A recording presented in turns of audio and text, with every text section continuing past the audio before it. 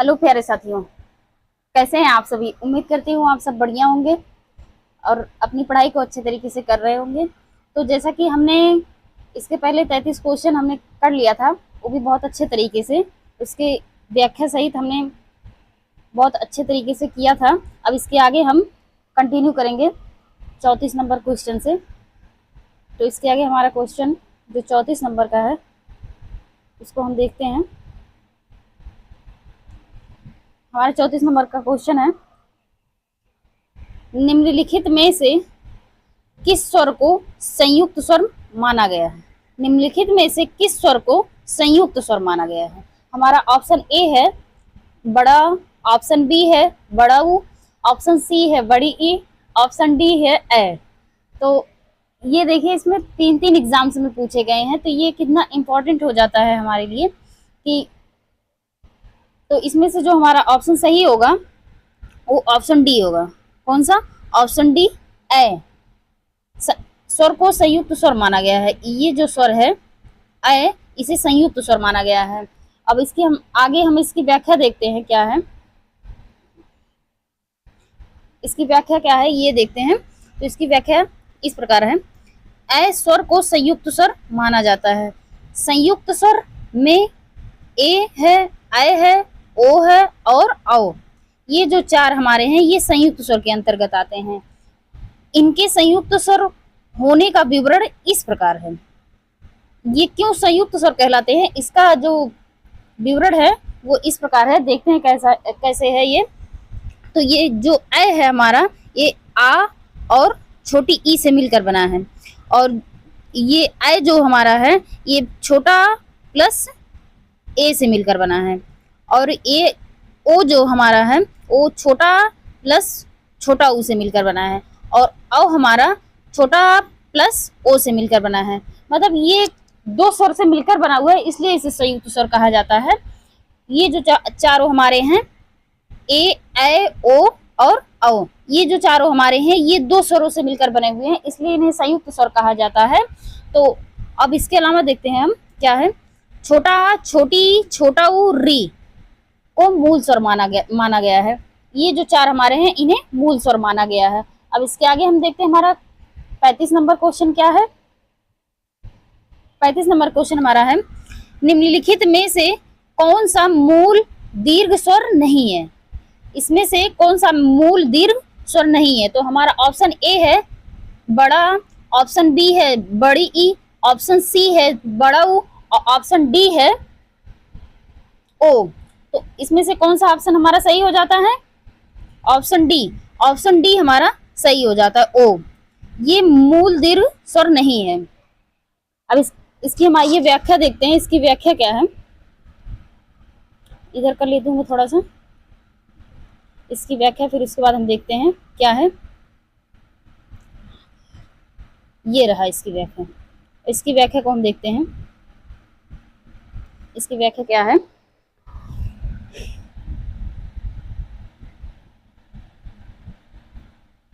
प्रश्नगत विकल्पों में से ओ मूल दीर्घ स्वर नहीं है, यह संयुक्त स्वर है। क्योंकि ये मूल दीर्घ स्वर इसलिए नहीं है क्योंकि ये संयुक्त स्वर है, क्योंकि ये दो स्वरों से मिलकर बना है। ओ जो हमारा है ये दो स्वर से मिलकर बना हुआ है, इसलिए इसे संयुक्त स्वर कहा गया है। संयुक्त स्वर से उच्चारित वर्ण स्वर कहलाते हैं। जो स्वतंत्र रूप से उच्चारित वर्ड हैं उन्हें क्या कहते हैं? स्वर कहते हैं। ये किसी की सहायता से नहीं बोले जाते, ये अपने आप में स्वतंत्र होते हैं। हिंदी वर्णमाला में 11 स्वर हैं जिनका वर्गीकरण इस निम्न है। हिंदी वर्णमाला में कितने स्वर हैं? 11 स्वर हैं जिनका वर्गीकरण निम्न है। पहला हमारा है ह्रस्व स्वर। जिन स्वरों की उत्पत्ति दूसरे स्वरों से ना होकर स्वतंत्र रूप से होती है वे ह्रस्व स्वर कहलाते हैं।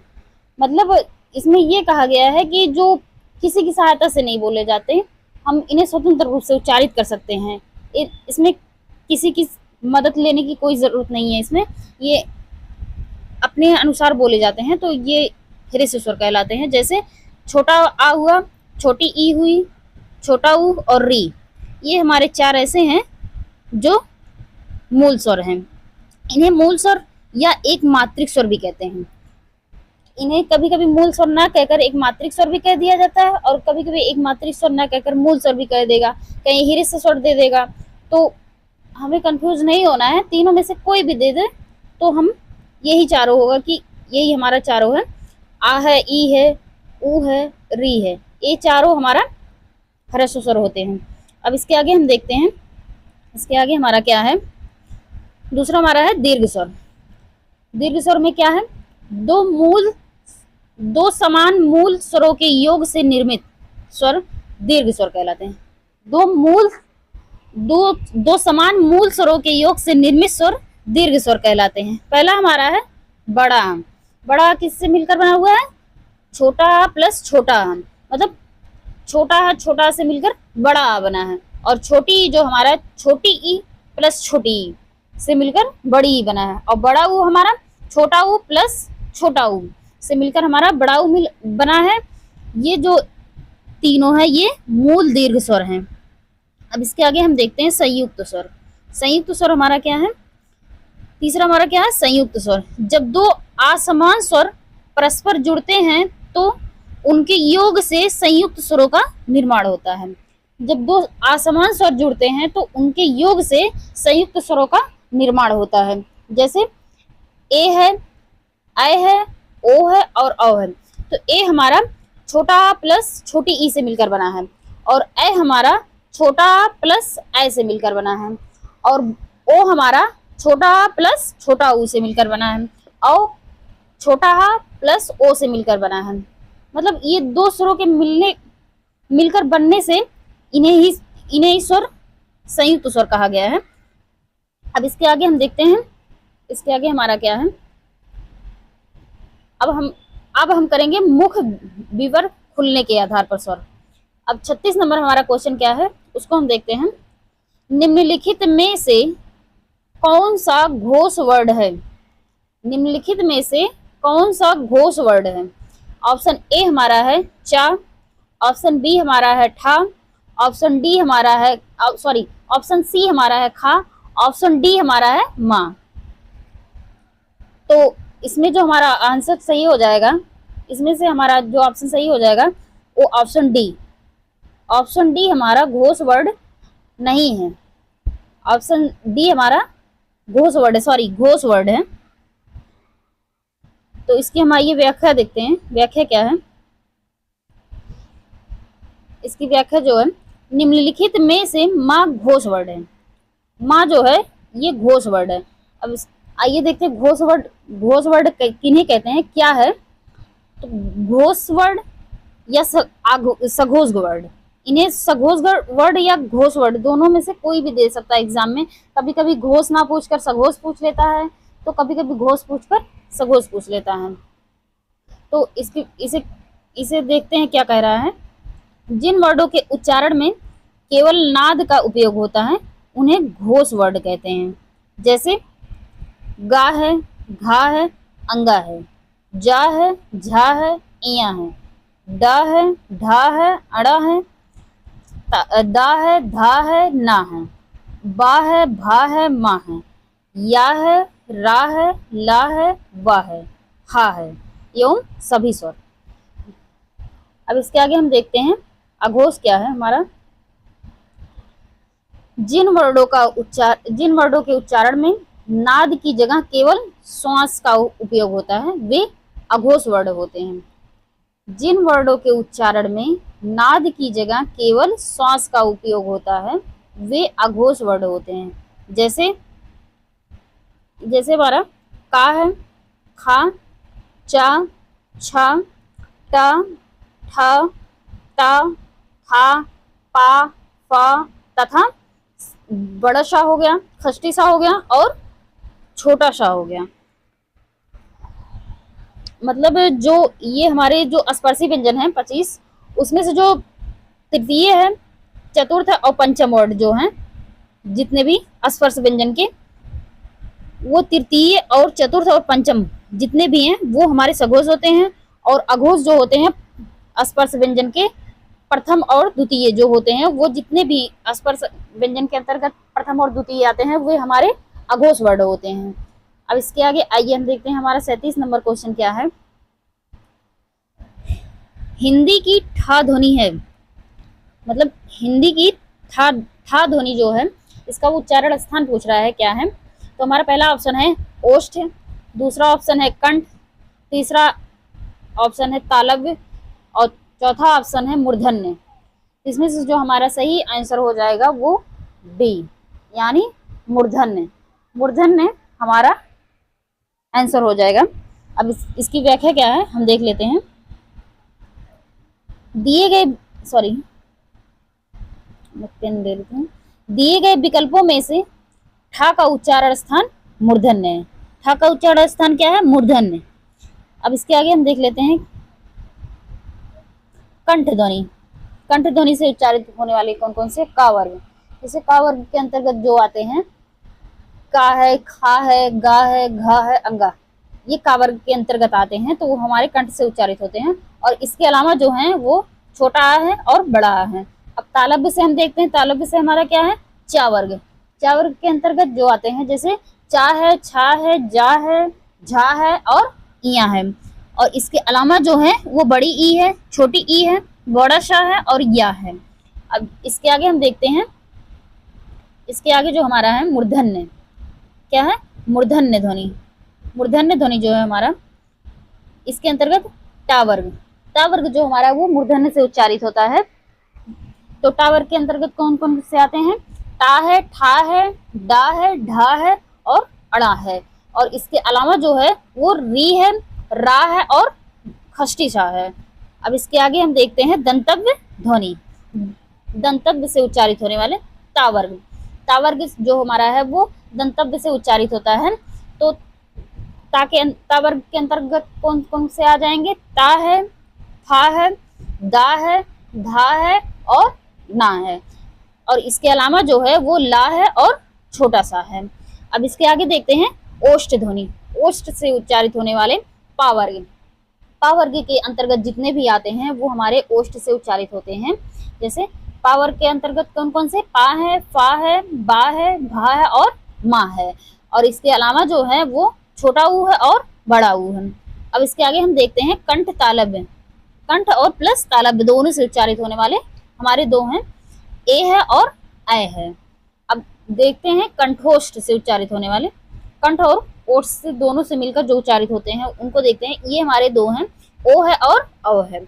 और दंत ओष्ठ से है सिर्फ एक ही, ओ है वा। ये अक्सर पूछा जाता है एग्जाम में कि दंत ओष्ठ से उच्चारित होने वाले। ऐसे 4 ऑप्शन बना के दे देगा, वा दे देगा, बड़ा सा दे देगा, या देगा और रा दे देगा। तो पूछ लेगा इसमें से दंतोष्ठ से उच्चारित होने वाले, तो ये वा है। ये अक्सर एग्जाम में पूछा जाता है कि दंतोष्ठ से उच्चारित होने वाले, तो इसको हम ध्यान में रखेंगे वा। अब आगे देखते हैं हमारा 38 नंबर क्वेश्चन क्या है। इसके आगे हम देखते हैं 38 नंबर हमारा क्वेश्चन क्या है।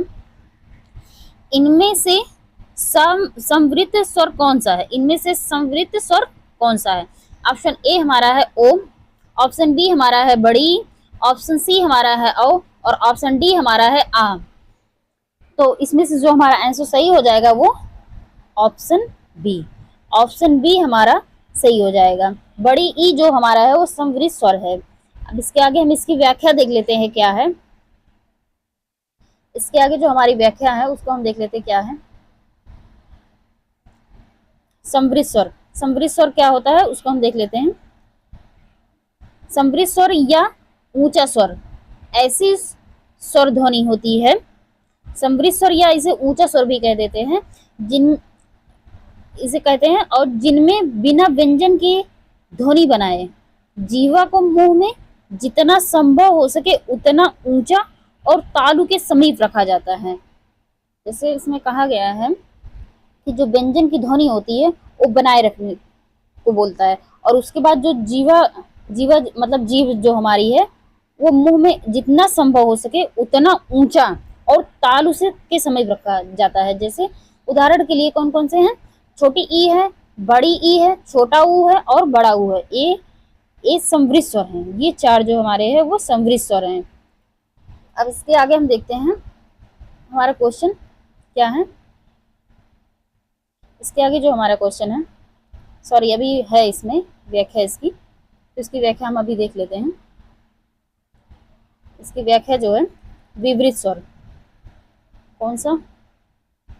इसकी आगे की व्याख्या जो है उसको हम देखते हैं। विवृत स्वर, विवृत स्वर किसे कहते हैं उसे भी देख लेते हैं। विवृत स्वर या निम्न स्वर, जैसे संवृत हमने देखा था वो उच्च स्वर उसे कह दिया जाता है, और इसे निम्न स्वर भी कहा जाता है। ऐसी ध्वनि होती है जिनमें जीवा को मुंह में जितना संभव हो सके उतना नीचे और तालु से दूर रखा जाता है। इसमें क्या था संवृत में कि मतलब तालु के ऊपर रखा जाता है, जितना ऊपर कर सके, और तालु के नजदीक रखा जाता था। और इसमें क्या है, इसका अपोजिट है कि तालु से मतलब जितना हो सके नीचे रखो, तालु से दूर रखो। और उदाहरण के लिए क्या है इसमें, जैसे बड़ा है और औ, ये जो है विवृत स्वर हैं, ये दो हमारे क्या है विवृत स्वर हैं। अब इसके आगे हम क्वेश्चन देखते हैं। हमारा 39 नंबर क्वेश्चन क्या है, 39 नंबर हमारा क्वेश्चन हो जाता है, इसको देखते हैं। हिंदी स्वरों का वर्गीकरण जब जीव के भाग के आधार पर किया जाता है तो निम्नलिखित में से कौन सा भेद इसके अंतर्गत नहीं आएगा।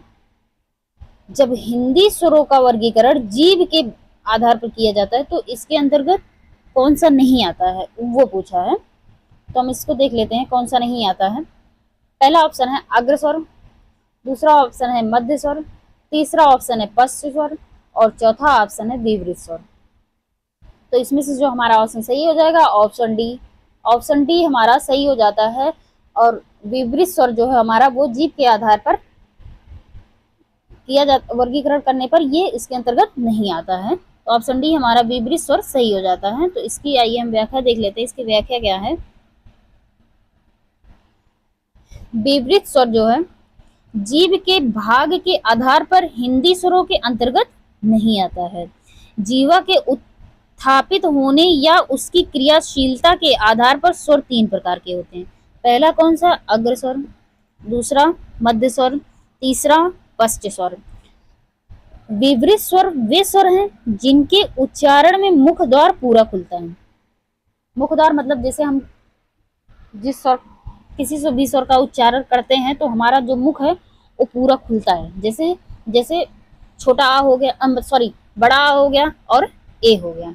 जब हम छोटा मतलब बड़ा आ जब कहते हैं हम तो हमारा मुख खुल जाता है पूरा।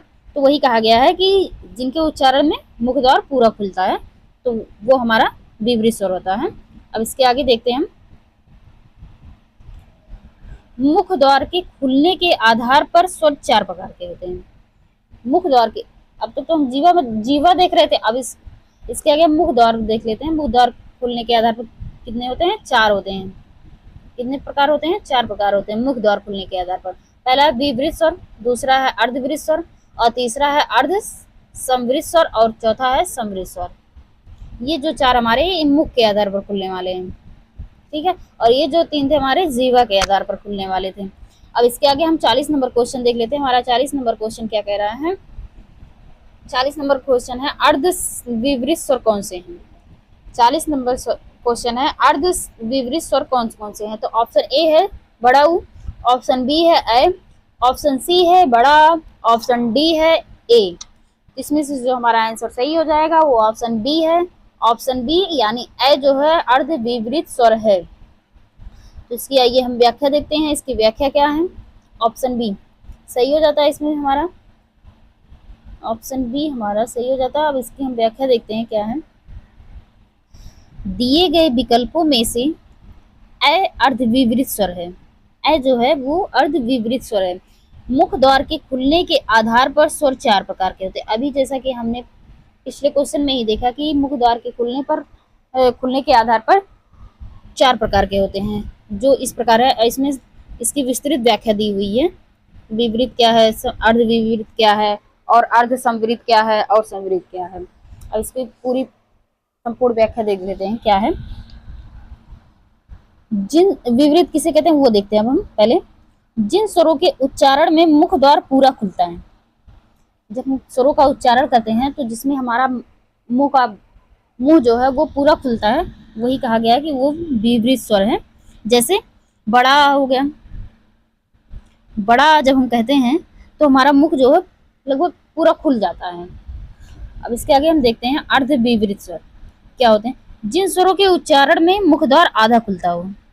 जिन स्वरों के उच्चारण में मुख द्वार आधा खुलता हो, जैसे छोटा ए, आ और औ। ये जो इस पे दिया है ये गलत दिया है, ये नहीं रहेगा, ये चार है, ये चार हमारे अर्ध विपरीत हैं। अब इसके आगे अर्ध संवृत क्या होता है वो देख लेते हैं। जिन स्वरों के उच्चारण में मुख द्वार आधा बंद रहता है, जैसे ए हो गया और ओ हो गया। अब इसके आगे हम देखते हैं संवृत क्या है। संवृत स्वर हमारा क्या है, जिन स्वरों के उच्चारण में मुख द्वार लगभग बंद रहता है, मतलब नाम मात्र खुलता है, बहुत नहीं खुलता है।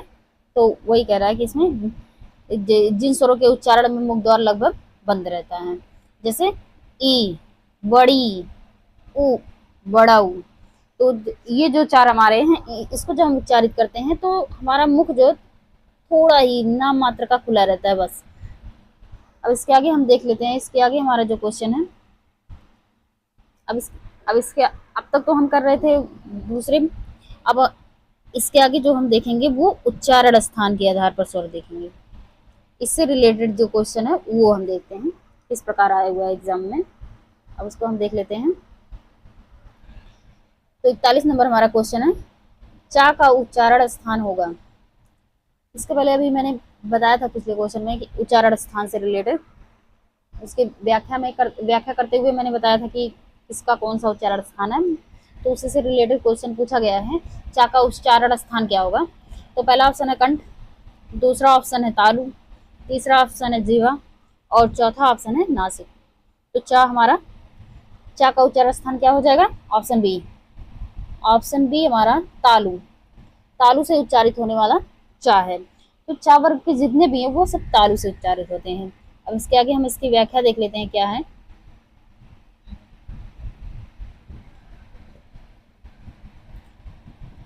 उच्चारण स्थान, ये है उच्चारण स्थान और इसके आगे वर्ड। तो उच्चारण स्थान कौन सा है, पहला है कंठ। कंठ से हम क्या क्या उच्चारित करते हैं, का, ख, ग, घ, अंग, यानी का वर्ग जितने हैं वो सब कंठ से उच्चारित होते हैं। किससे, कंठ से। अब तालु से देखते हैं, तालु से च है, छ है, ज है, झ है, इया है और इसके अलावा जो है या है और श है। यानी चा वर्ग जितने होते हैं ये हैं चा वर्ग, जितने भी चा वर्ग है वो सब तालु से उच्चारित होते हैं। इसके अलावा या है और बड़ा शाह ये भी तालु से उच्चारित होते हैं। अब नासिक से देख लेते हैं, नासिक से अंगा है, इया है, बड़ा है, ना है और मा है। मतलब जो स्पर्श व्यंजन है हमारे 25, उसके जो पंचम वर्ड हैं 5 वो हमारे नासिक से उच्चारित होते हैं। ठीक है, ये नासिक से उच्चारित होने वाले हैं। अब इसके आगे हम देखते हैं हमारा 42 नंबर क्वेश्चन क्या है। इसके आगे हमारा 42 नंबर क्वेश्चन क्या है, 42 नंबर हम क्वेश्चन देख लेते हैं। री ध्वनि का उच्चारण स्थान, री ध्वनि का उच्चारण स्थान क्या है। पहला ऑप्शन है तालु, दूसरा ऑप्शन है दंतोष्ठ, तीसरा ऑप्शन है दंत, चौथा ऑप्शन है मूर्धा और इसमें देखिए पांच ऑप्शन दिया है, उपयुक्त में से कोई नहीं। तो इसको हम देख लेते हैं। और ऊपर से देखिए ये दो एग्जाम्स में पूछा गया और वो भी पांच ऑप्शन के साथ। पहला है यूपी तिरपल एसएससी स्टोर कीपर से और दूसरा है यूपी पुलिस कांस्टेबल री एग्जाम। तो इसका जो आंसर हमारा सही हो जाएगा वो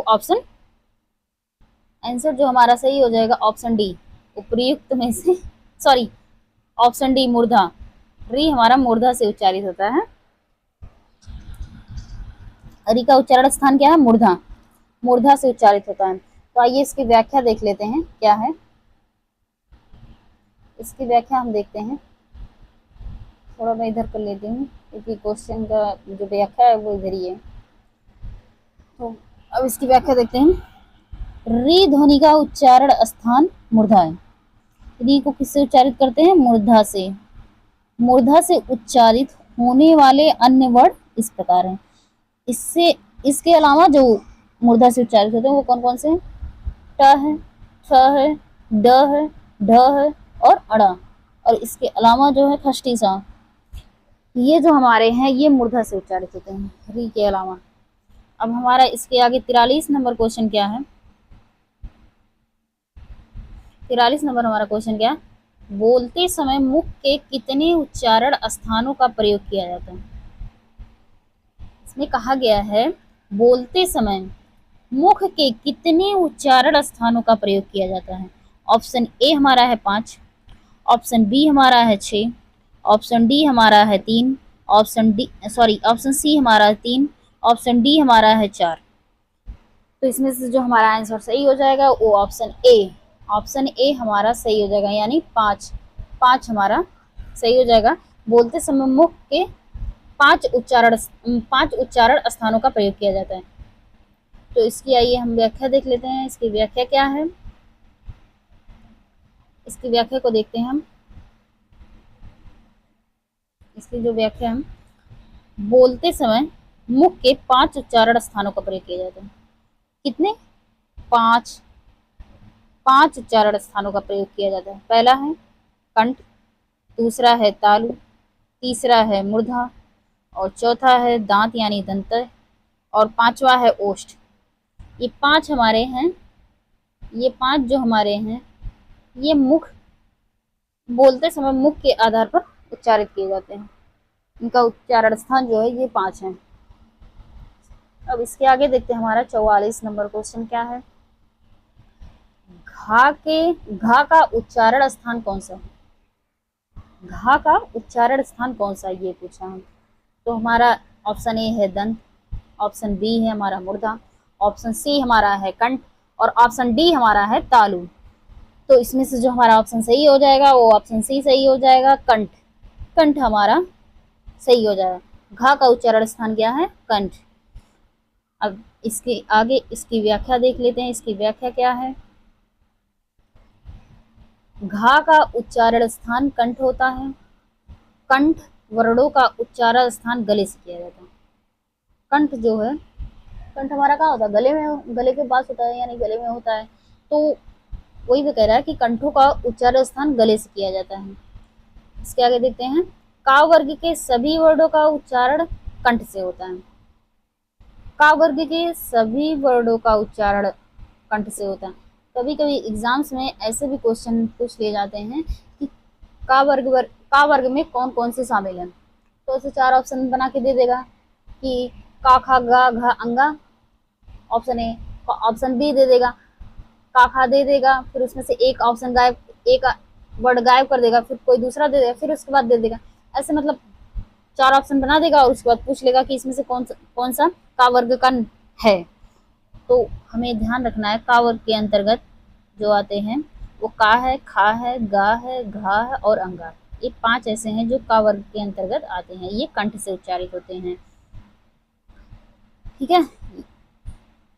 अब इसके आगे हम देखते हैं हमारा 45 नंबर क्वेश्चन क्या है। इसके आगे हम 45 नंबर क्वेश्चन अपना देख लेते हैं। ता वर्ग की ध्वनियों का उच्चारण स्थान। अब क्या पूछा है? ता वर्ग जो है उसका उच्चारण स्थान क्या है? पहला है नासिक, दूसरा है दंत, तीसरा है मूर्धन्य और चौथा है तालव्य। इसमें से जो हमारा उच्चारण स्थान जो सही हो जाता है, जो ऑप्शन हमारा सही हो जाता है वो ऑप्शन बी है, दंत से उच्चारित होता है तावर्ग। तावर्ग हमारा जो दंतव्य से उच्चारित होता है। अब इसकी व्याख्या देख लेते हैं। इसकी जो व्याख्या हम उसको देख लेते हैं। ता वर्ग की ध्वनियों का उच्चारण स्थान दंत है। ता वर्ग जितने हैं वो उनका उच्चारण स्थान दंत है। अब इसके आगे हम देखते हैं इसकी व्याख्या क्या है। हिंदी वर्डों का उच्चारण स्थान देखते हैं कौन कौन से इसके आगे कैसे क्या है, इसका देख लेते हैं। पहला है स्थान यानी उच्चारण स्थान जो कंठ।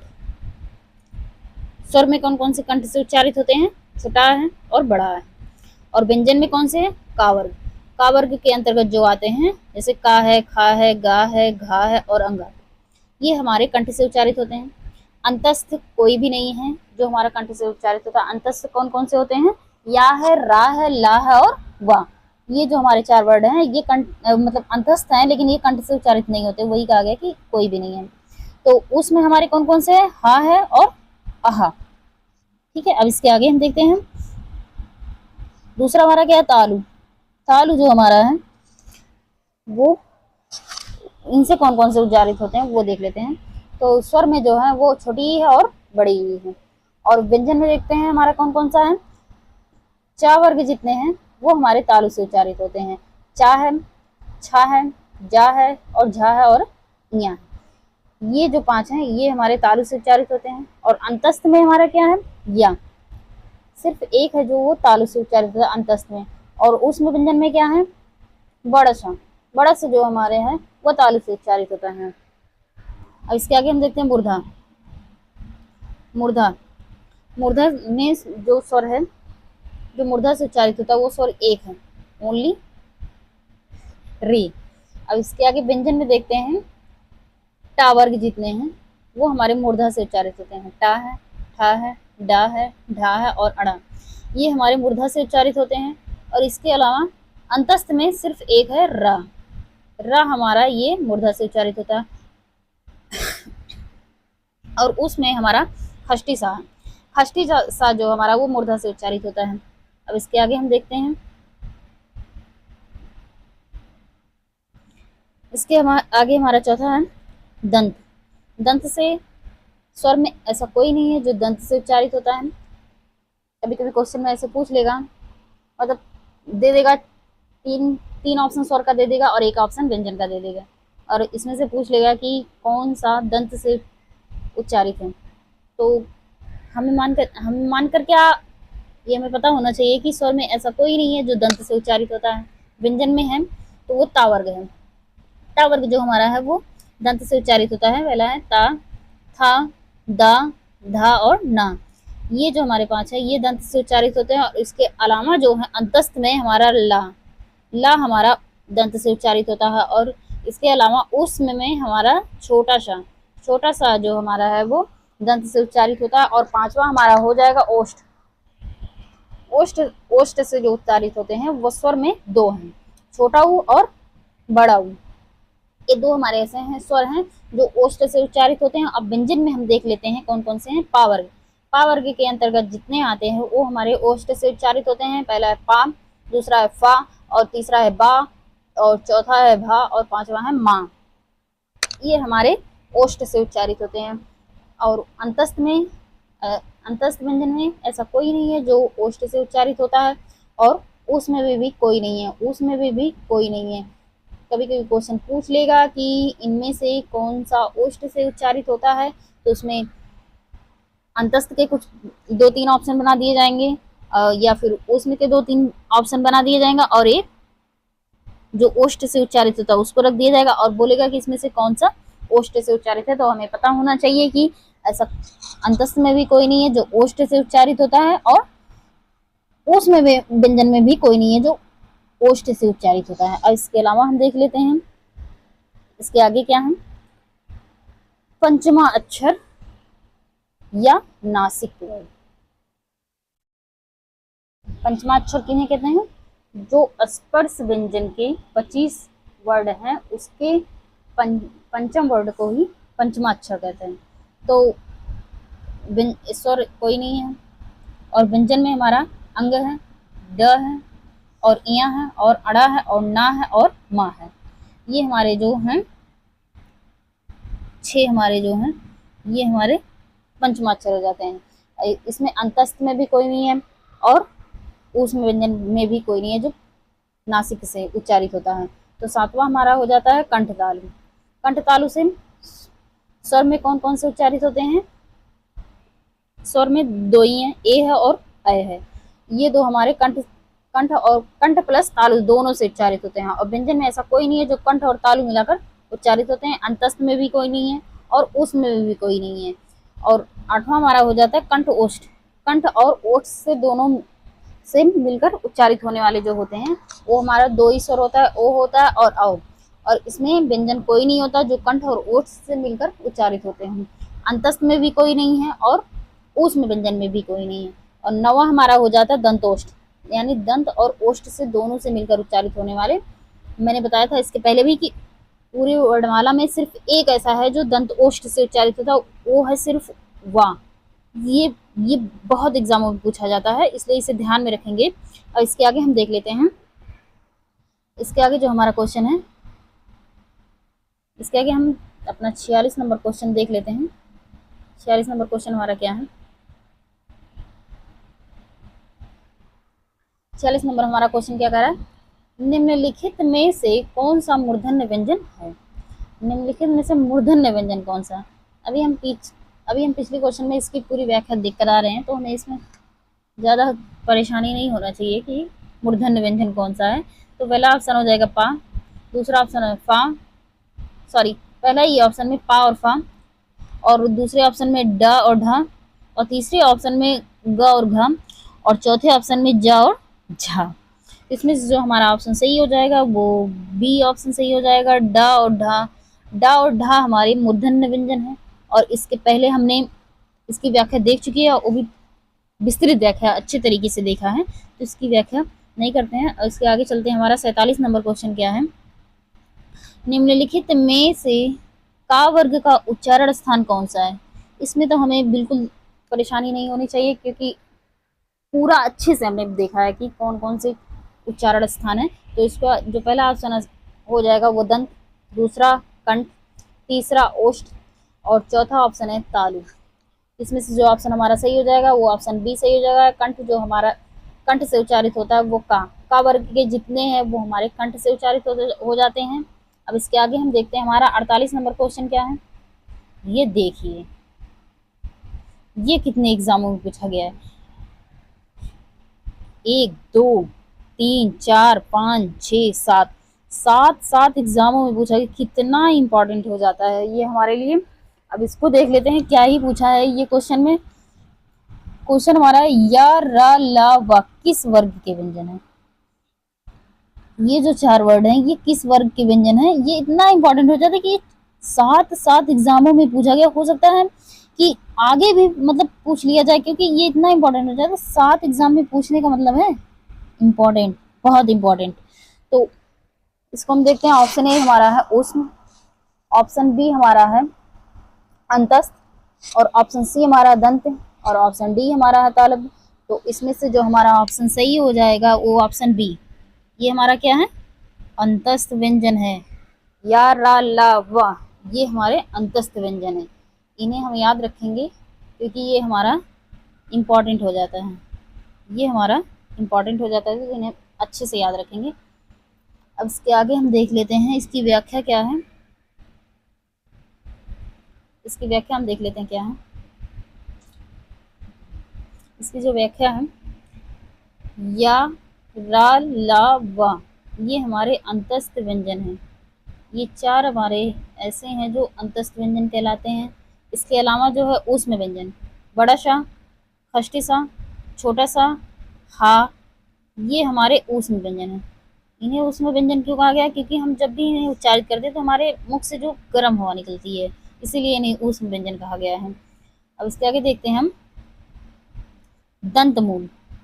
ये जो हमारे हैं रा और ला, ये 2 हमारे दंत मूल हैं। और दंत व्यंजन कौन कौन से हैं? तावर्ग। तावर्ग के अंतर्गत जितने आते हैं वो दंत से उच्चारित होते हैं। और इसके अलावा जो हमारा छोटा सा हमारा दंत से उच्चारित होता है। और दंत ओष्ठ दोनों से मिलाकर बस एक ही वर्ड है पूरे वर्णमाला में, वा। ये वा ऐसा है जो दंत ओष्ठ से उच्चारित होता है। और इसके आगे हमारा है तालव्य व्यंजन। तालव्य व्यंजन के अंतर्गत कौन से आते हैं? चावर्ग। और इसके अलावा जो है या है और बड़ा शा, ये 2 ऐसे हैं। चावर्ग के अलावा या और बड़ा शा ये तालव्य से उच्चारित होते हैं। अब इसके आगे हम देख लेते हैं 49 यानी 49वां प्रश्न हमारा क्या है। 49वां प्रश्न हमारा क्या कह रहा है? किस समूह के वर्णों का उच्चारण स्थान मूर्धा है? किस समूह के वर्णों का उच्चारण स्थान मूर्धा है? तो हम देख लेते हैं। ऑप्शन ए हमारा है बड़ा शा, हा, चा और छा, ये हमारा ऑप्शन ए है। ऑप्शन बी हमारा है खष्टी सा, री, टा और ठा, ये हमारा ऑप्शन बी है। ऑप्शन सी हमारा है सा, ता, था और दा। ऑप्शन डी हमारा है छोटा का, ख, ग। इसमें से जो हमारा ऑप्शन सही हो जाएगा वो ऑप्शन बी सही हो जाएगा। ये जो मूर्धा से उच्चारित होते हैं। मैंने पहले भी क्वेश्चन में बताया है कि मूर्धा से उच्चारित होने वाले कौन कौन से वर्ड हैं, तो आप लोग को पता ही होगा। और ये ऑप्शन बी जो हमारा वो सही हो जाता है, ये हमारे मूर्धा से उच्चारित होते हैं। और इसका ये व्याख्या देख लेते हैं, इसकी व्याख्या क्या है। उपयुक्त विकल्पों में से दिए गए समूहों के वर्डों का उच्चारण स्थान इस प्रकार है। जो भी विकल्प था उसका उच्चारण स्थान जो है यहाँ व्याख्या के रूप में बताया गया है। तो जो भी वर्ड था ऑप्शन में, तो आप ऑप्शन बी वाला जो है उसका उच्चारण स्थान वो मूर्धा से था। ये क्वेश्चन में पूछा ही गया था, तो ये तो मैंने बता दिया है। अब इसके आगे देख लेते हैं हम। बड़ा शाह है और चाह और छा, ये जो तीन है ये तालु से उच्चारित होते हैं। और इसके अलावा छोटा सा, ता, था और दा, ये दंत से उच्चारित होते हैं। और इसके अलावा जो है छोटा का, खा, ग और हा, ये कंठ से उच्चारित होते हैं। ये जो है ये कंठ से उच्चारित। अब इसके आगे हम देख लेते हैं हमारा 50वां नंबर क्वेश्चन क्या है। ये आज का हमारा आखिरी क्वेश्चन होगा, तो हम देख लेते हैं आगे। ये 50 नंबर क्वेश्चन क्या है हमारा, विसर्ग। विसर्ग का उच्चारण स्थान, विसर्ग का उच्चारण स्थान क्या है। और विसर्ग का जो चिन्ह होता है वो ऐसे होता है, ये विसर्ग का चिन्ह होता है। तो यही पूछा है विसर्ग का उच्चारण स्थान क्या है। ऑप्शन ए है कंठ, ऑप्शन बी है ओष्ठ, ऑप्शन सी है तालव्य, ऑप्शन डी है अनुनासिक। तो इसमें से जो ऑप्शन सही हमारा हो जाएगा वो कंठ सही हो जाएगा। विसर्ग का उच्चारण स्थान क्या है, कंठ। इसकी थोड़ी सी व्याख्या हम देख लेते हैं, उसके बाद हम अपनी क्लास यहीं समाप्त करते हैं। तो इसकी व्याख्या देखते हैं हम। वर्ड जो हमारे ये हैं छोटा और बड़ा और का वर्ग और हा, और इसके अलावा विसर्ग, विसर्ग यानी आहा, ये जितने भी हैं हमारे ये किससे उच्चारित होते हैं, कंठ से।